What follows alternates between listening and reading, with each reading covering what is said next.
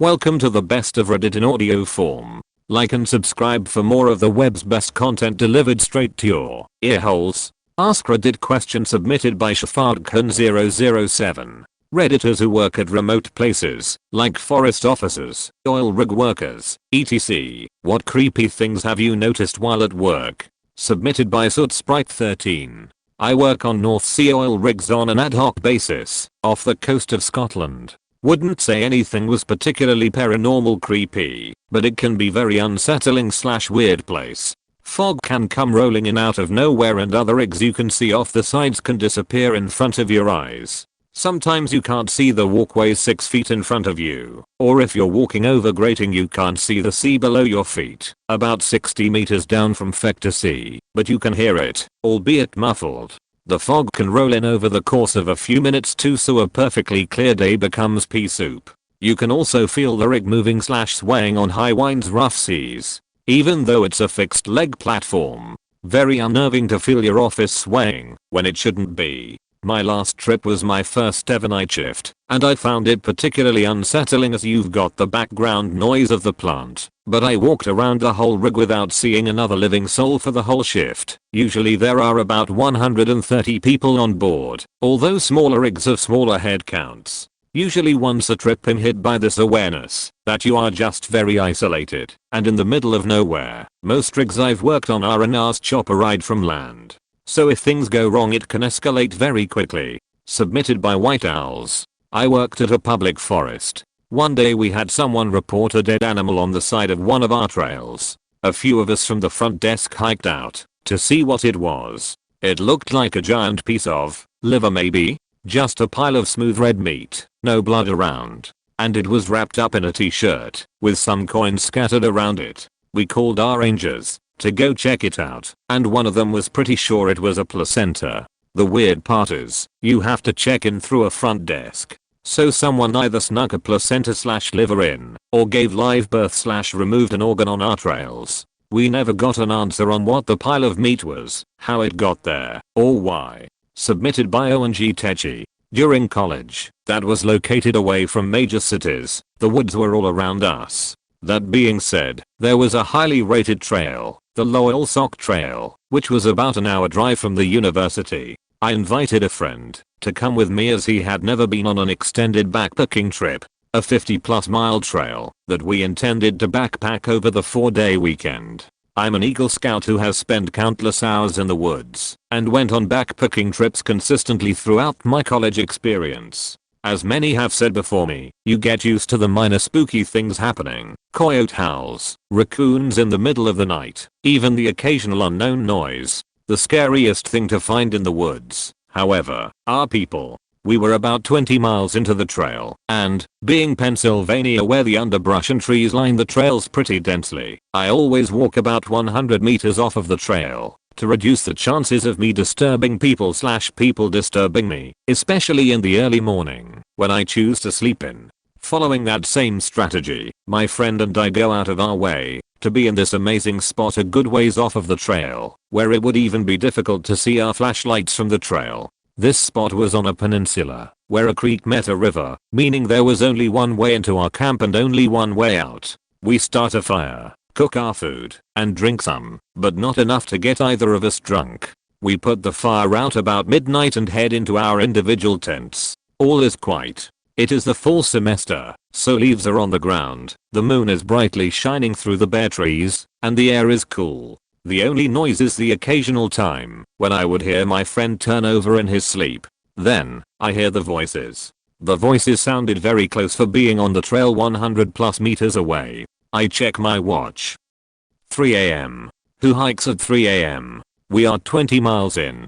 I slowly get out of my sleeping bag, slowly unzip my tent, only to see my friend peeking out of his tent in the exact same fashion. He quickly moves his finger over his mouth in an exaggerated hush signal, then use the same hand to frantically motion towards the way of the trail. Then we see them. 4 adults, 3 men and 1 woman, walking directly towards our camp. No lights illuminating their path. They are walking silently at this point. Only one of them has a backpack, an impossibility for the long hike they were 1/3 of the way through. Being a long trip, you bring wood cutting supplies, to chop branches into smaller branches to burn. For me, this was a survival knife. Grabbing the knife, believing it is my only way of defending myself, I'm more disheveled than I ever have been, especially knowing that a knife is barely defense at all. These people walk into our site, sit down by our extinguished fire pit, and just sit there for what felt like an eternity. My friend speaks up and asks what they are doing in our campsite. Without answering the question, they ask if we have any food. Having packed as lightly as possible for the long trip, we had only a few extra Mountain House, MRE style meals. I grab one out of my bag and toss it to one of the men. In rapid succession, I ask why they aren't using a light, if they need help finding the trail, and why they are hiking so late. They respond with the following: "We don't use lights. We know where the trail is. It is better to hike late at night." Unnerved at this point, my friend asks them to leave. They respond by asking if we want to light the fire and hang out for a bit. No, we do not. They grab their bag, get up, and leave without speaking another word. We watch them leave and take shifts making sure that they didn't come back. Needless to say, we both got very little sleep that night. When the sun rose the next morning, we finally got real sleep. By the afternoon, when we woke up, it all felt like a weird dream of sorts. The only evidence was a baseball cap that they must have dropped that I have to this day. I have never had something as weird / spooky as that happen in the woods and hope to never have it happen again. In the 8 years since that trip, I haven't been back to the Loyal Sock Trail. Submitted by the Dave himself. Used to be a supervisor for a janitorial company, and a couple times a week I had to go to a middle school and clean their hallway floors and gymnasium with a Zamboni type vehicle that mopped and scrubbed the floor. When I was there I had the whole school to myself. Used to get finished quickly and go to the library and read while eating my dinner. Well, one morning after being there, I get a call from school security and they want me to come in. When I get there I see a police car too. Oh, I think. They ask me a few questions like, "Did you notice anything out of the ordinary or strange while you were here last night?" No, I hadn't. Usually have headphones in. Security then shows me camera footage of someone breaking into one of the classrooms while I was riding the Zamboni not far away. I was there for another 2 hours. Nothing was stolen. But the worst part was they didn't have footage of the person leaving. They didn't go out the way they came in, and police had to sweep the entire school. Never did find out what happened with that one. Submitted by Copy0 Cosm. When I was 15 years old, I was doing my 4 AM newspaper delivery round on bicycle. I was driving into the garden of this one subscriber, where I saw 2 guys with flashlights looking through the windows of the house. I was a bit in shock, and just said, "Good morning guys." They were just as much in shock, and an awkward silence followed. I tried to break the silence by asking if I could pass them to deliver the newspaper through the door. One of the guys said the person living in that house did something to his family and they took it as an opportunity to get away in their car that was still running. When they were gone I rang the doorbell at the house to tell them what happened and they should keep an eye out. Submitted by Old Balls 38. We were wrapping up for the day in northern Canada. I'm fueling up the side boom. I'm all by myself at this point, cause I was tired of listening to the laborers whine of the cold, so I told them I would take care of the rest. Think bulldozer with no blade, but a giant metal boom on the side that we use to razor and lower pipe. It's February, so pitch black. I keep hearing some weird sound. I can't quite hear it cause the pump is too loud. I search around a couple times and see nothing. I get in the truck and take off, drive past the front of the side boom to see a cougar sitting on top of a dirt pile 15 feet away. The damn thing was just watching me there and probably could have ended me without me even realizing it. I've never seen a cougar in the wild before, and it's hard to understand just how big they are and how powerful until you see one up close. That thing leaped off the 6-foot pile and probably didn't touch ground for 15 to 20 feet. It's terrifying to think something so big and powerful could just be sitting there deciding if they want to make you dinner. Submitted by Kira Gay. My mom used to live in a small town in the Cascade Mountains and worked as a forest ranger. The creepiest thing that happened was when the oldest male ranger kept hitting on her and trying to get her to come home with him. Not very out of the ordinary, but many years later, after she left the town, she found out he had been convicted of manslaughter and had killed a young female ranger right before she got hired. She would have probably been his next target. Submitted by milliseconds double negative. I'm not sure this counts, but I'm a teacher at an urban public school and was at work late grading and getting ready for the next day. Time had kind of flown by, and before I knew it, it was 7 PM. I start packing up to leave in a building that is, in theory, locked and empty besides me, when our Alice alarm goes off, indicating an armed intruder in the building. I'm 1. Alone 2. Young 3. Freaked af because I'm absolutely not ready to fight a gunman over my lesson plans. I book it out of the school and dive into my car, hearing the alarm blaring the entire time. I peel out the parking lot and can see in my rear view the alarm lights still flashing and debate never going back. Cause screw that LMAO. Turns out they were doing routine maintenance and didn't send out an email to the teachers. Submitted by Jules Savra. I work as a polar bear guard. As in, I escort people across tundra and mountains and protect them from polar bears. I once saw a snowman totem with reindeer antlers coming out of his head. It was deformed, full of bullet holes and rather creepy. Submitted by Queen Anne's Revenge. Spent a summer in Wyoming going to Bureau of Land Management land and other remote locations collecting data on bats and herpetofauna. Heard a lot of weird noises like mountain lions screaming, deer snorting, what sounded like owls fighting. Woke up one morning to find 2 bull moose sleeping 20 yards behind my tent. All of this was part of the job until one night a truck was driving towards us when we were on a BLM square in the southwestern part of the state. The truck was going overland, no road, and was slowly driving at us. It stopped about 100 yards away, turned off the lights, and we could see a person get out. They walked a full circle around us at 100 yards away, got back in the truck and turned around. This was after dark and this shadowy figure did a complete circle around us. You could hear them walking through the sagebrush, and I'm sure they could hear us talking. We packed up after that and drove to a hotel an hour away. I called the office and told them I was taking a gun when we went back out. Didn't like having the bear mace as our only defense. Submitted by Donatengajouitham. I used to work in the Gulf of Mexico on oil rigs for years, and it may not exactly be creepy, but I found it really unsettling. In deep open water, the water itself is really clear, so everyone can plainly see all the tuna and barracudas hanging around the rig waiting for the onboard cook to throw off whatever food waste he needs to. Every once in a while a huge great white shark would swim up from underneath and snatch a tuna, and it really took like less than a second. They're really scary. Submitted by Grumpy Sea Turtle. Spent a summer doing conservation work out in the absolute middle of nowhere in Wyoming. Was part of a crew that would spend 2 weeks camping in remote places to do manual labor in places machines couldn't get to. For this story, we were building new hiking/biking trails in the back portion of a designated wilderness area in a high altitude desert.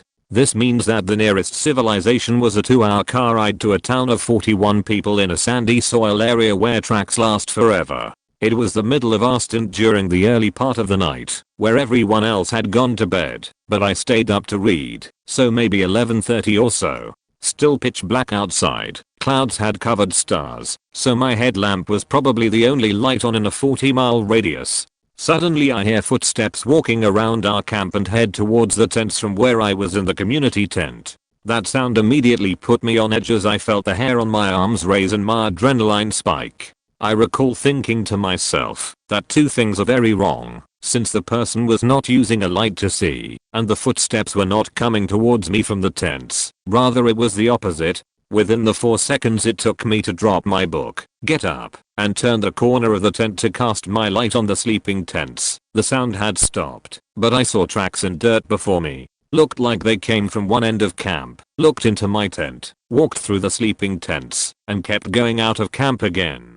I don't know if I was making too much noise or not by walking around, but the rest of my crew ended up waking up and asking me what was going on from inside their tents. After explaining what I found, they all got up to look at the boot prints in the dirt. They were damn near perfect copies of my own boots except for one small thing. I had a rock stuck in my treads that messed up the symmetry. I was wearing fairly common work boots, except I also happened to wear US size 15 double wide boots, so there was no way in hell this was one of the other crew members. I don't think any of us slept much that night. Never saw or heard anything more after that night. A light rain removed the tracks a couple days later, but I do remember none of us were willing to step on the prints themselves and choose to step over them like cracks in the sidewalk. Submitted by Lakewood Hiker. I spent several seasons working at a remote field camp in Antarctica, over 1,000 kilometers from the main station in McMurdo. Every once in a while, a skua bird or Antarctic tern would accidentally end up following one of the small planes, Twin Otter, out to our camp. Once there though, they'd basically be stranded with no way to get back to the coast. I'd get out of my tent some mornings and see a lonely tern circling overhead, knowing it was a dead bird flying. It was quite creepy. Along these lines, when birds, or seals, do die down there, it's so cold and dry that their bodies don't decay either. They essentially mummify. Outside McMurdo at Scott's Discovery Hut, there is still a perfectly preserved seal carcass from 1912 sitting by the entrance of the hut. Submitted by Goober PLS. No. I've worked in Canada's north for a few years now in oil and gas. It's pretty creepy when during night shift you realize a moose has just been standing at the tree line staring you down for an unknown length of time. Or finding bear tracks crossing the tracks you just made 5 minutes ago. Honestly, the silence of a snowy forest in the dead of night 100s of kilometers away from anything is pretty spooky. When your only contact to the outside world is a radio channel nobody's listening to, you feel pretty alone. Submitted by Chevrons 21. I used to work in a ship and we're usually gone 3 to 10 months at a time. I worked night shifts, so this meant I would sleep in the sleeping quarters during daytime with either just me or a handful of other crew members, where usually there'd be 20 to 30 of us in there. It wasn't so bad.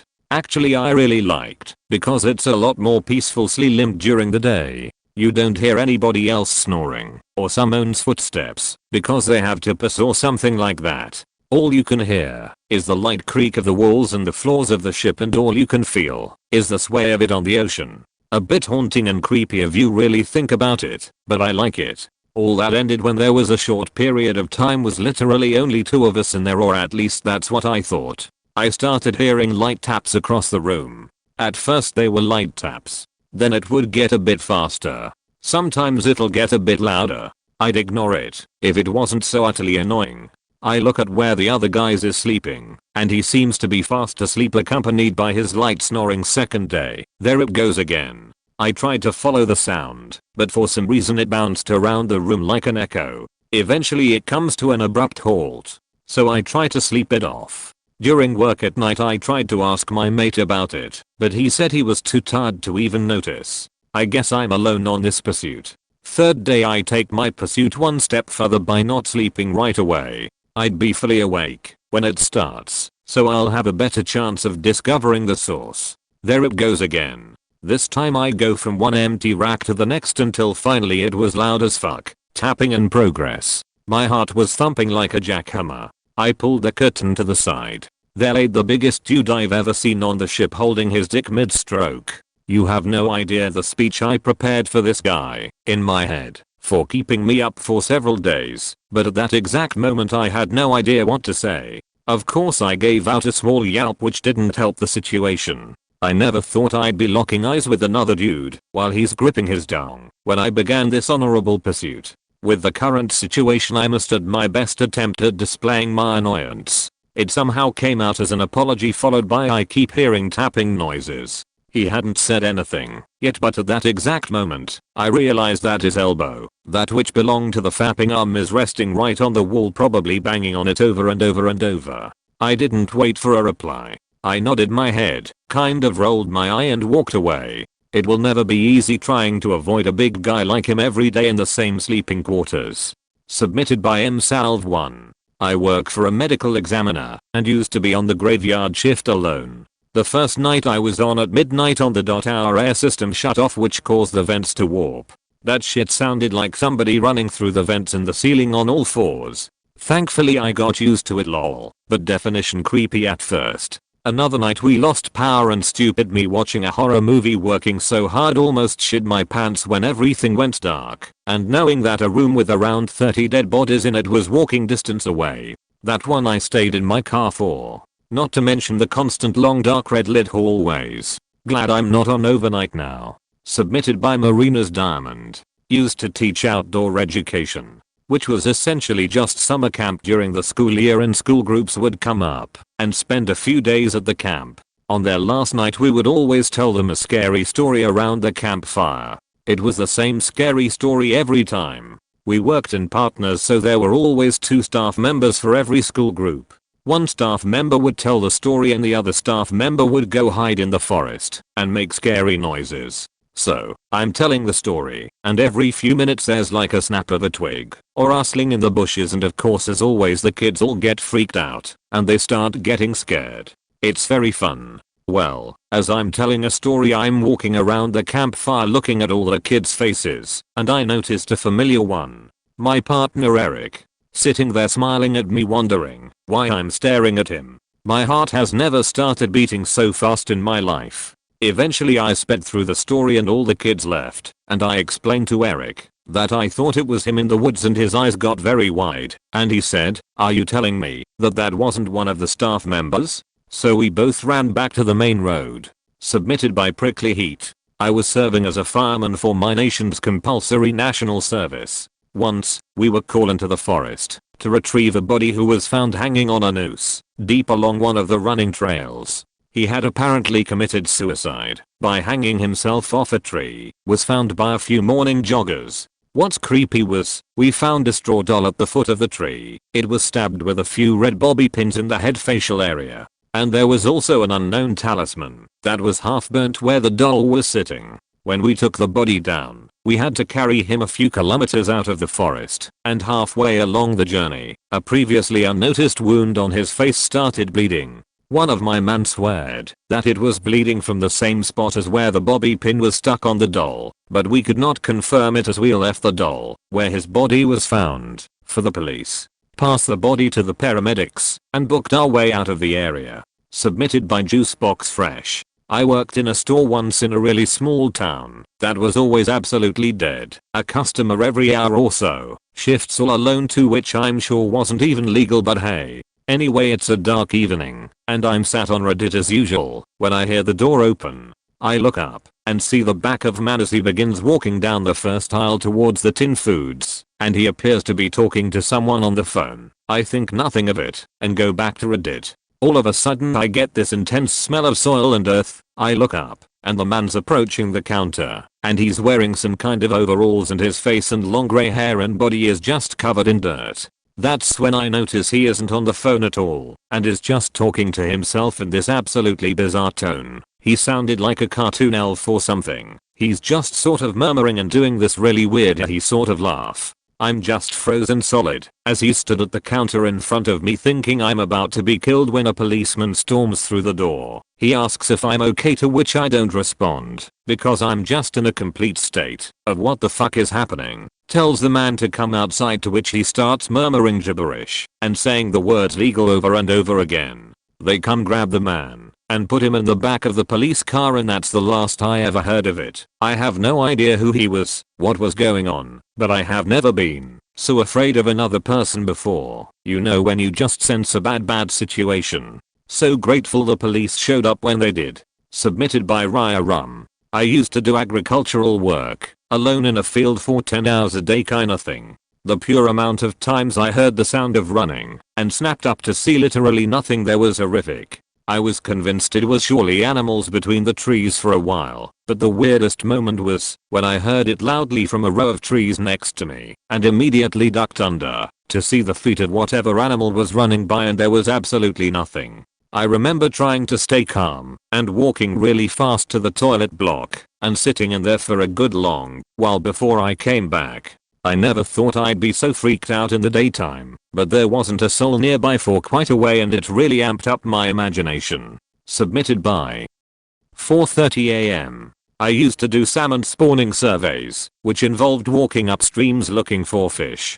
Some of the streams are quite remote and or inaccessible on timberland, and you don't really expect to see any other person when you're out there. As a naturally friendly small feminine woman, I've learned to be wary of people 100% of the time in the field. I actively try to avoid running into people when I'm alone in remote places. One of the survey locations is close to a highway.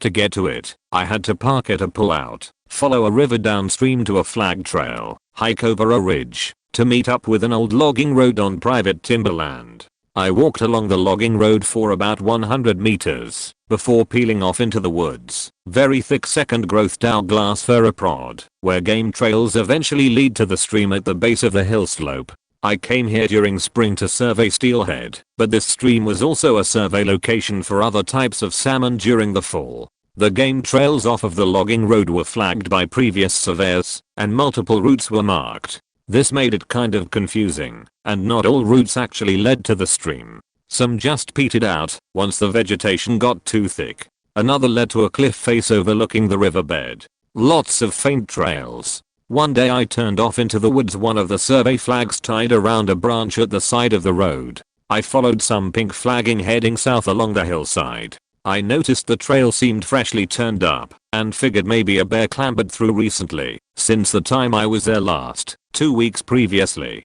The trail led to a small claustrophobic clearing, and the ground was freshly torn up in the shape of a circle. Seemed strange. I was looking for elk tracks, but didn't see any. Then I noticed an assortment of bones scattered around the edges of the clearing. These weren't there before.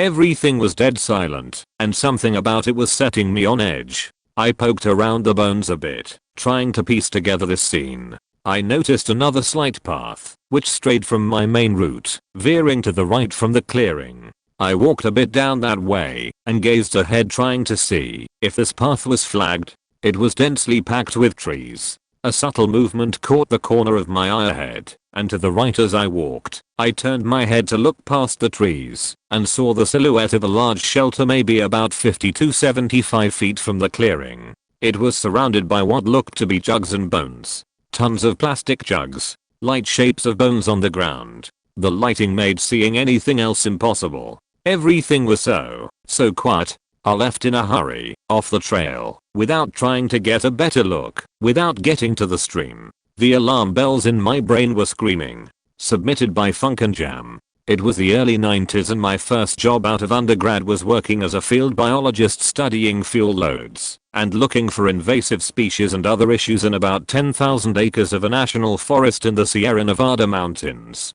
My base camp was 20-ish miles from the nearest town, way up the mountain, and at the end of what had once been an old logging road. I lived there for most of the summer by myself, only heading into town on weekends to swap my field to capacity and out of charge field data recorder for an empty and fully charged one and to gas the truck, get some ice, food, etc. for the next week. No laptops existed in those days, and for navigation I had no GPS, and to navigate I had nothing but topo maps and a compass. The job was essentially to delineate my assigned compartment into subcompartments and then randomly sample each separate plot. So there were days where I'd drive as far as I could into the mountains, park, hike for 3 hours into the woods, work all afternoon, spend the night, and hike back to the truck the next day. I camped next to a pond, but that water was not in ice, and I'm pretty sure I'd have been covered in leeches had I gone in it even once. So, the only place for me to bathe was a remote creek I had found not too far from my base camp.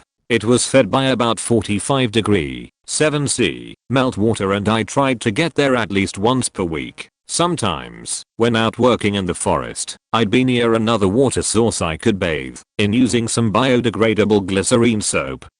So, one particularly hot, dry, dusty day in July, after I had gone maybe a full week without immersing myself in water, I stripped down, naked as a jaybird, hung my clothes and other stuff in a manzanita bush, and entered the water the only way possible. When it's that cold, I jumped right in. I had just washed my hair, and was looking forward to getting out of the water, when I heard voices. I was at least 5 or 6 miles from asphalt/pavement and deep in the middle of nowhere. 5 guys, all about 10 years older than me, walked right up to the creek's edge, positioned right between me and my clothes hanging in the manzanita, and they just stared down at me. I said hi, how are you guys doing? And they continued to stare, silently, and then they whispered a few things to each other. Okay, hurry up, rinse off, GTFOH. This was definitely the creepy part. I pretended to ignore them and resumed my ritual. As soon as I did, one of them turned and walked out of sight. Where's he going? And another one said, that's your shirt, boy. Given that boy has racial connotations, I should point out here I'm a white guy and these were white guys, and my story here has nothing to do with race. The shirt was a tie-dye. And, yes, my hair was quite long. And that's why when I said, yeah, toss it down to me will ya, he looked at the shirt, looked at me, and then said in the most chilling/menacing tone I've ever heard, what the F are you doing out here? Boy, the realization I had next likely saved my life. I realized who they were and who they thought I was. They were loggers. Their livelihood and their families depended on them harvesting trees from our national forest. And they thought I was a long-haired, true, tie-dyed, true, eco-terrorist. False. Again, this is in CA, and, at the time, the environmental activist, terrorist, group, Earth First, was known to be active in the area. One of the most well-known acts of sabotage popularized by F was tree spiking, the practice of surreptitiously driving a large steel spike into a tree that is going to be harvested, so when it gets to the sawmill and the blade hits that spike it sends shrapnel everywhere. I knew in an instant these guys saw me as someone who might be a tree spiker, and I knew that if they thought I was there to kill people, well, no one would have ever found my body, not as far out as we were.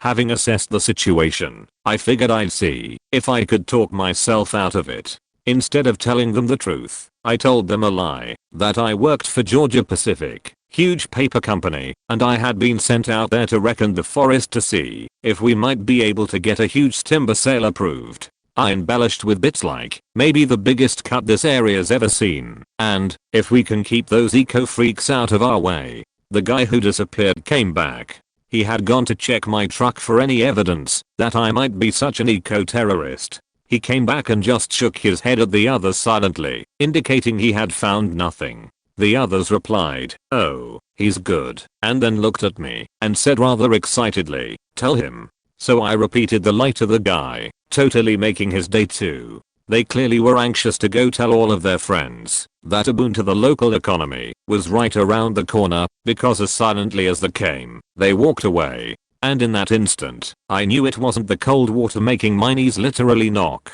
it was the fear and rush of adrenaline now passing over me. So, I exited the water, ran back to the tree, and before I even grabbed a towel, I grabbed the 9mm that was still attached to my belt and folded into my pants. And I sat there for quite a few minutes while my heart rate returned to normal and I was sure they weren't coming back.